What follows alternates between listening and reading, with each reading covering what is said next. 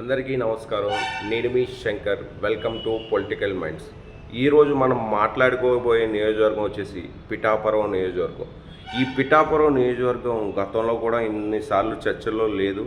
కేవలం మన కోనెద్దెల పవన్ కళ్యాణ్ గారు అక్కడ కంటెస్ట్ చేయటమే ఈ పిఠాపురం నియోజకవర్గం అనేది చాలాసార్లు చర్చల్లోకి వస్తుంది.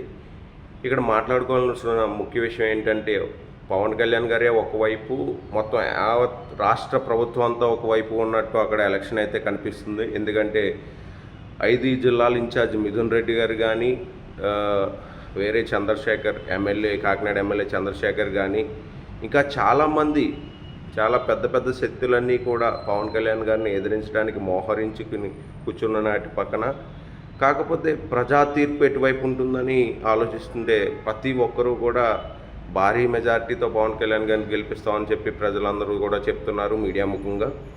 మీరేమనుకుంటున్నారు? పవన్ కళ్యాణ్ గారు గెలుస్తారా, అక్కడ వంగా గీత గెలుస్తారా? మీరేమనుకుంటున్నారు? కింద కామెంట్ అయితే చేసేయండి.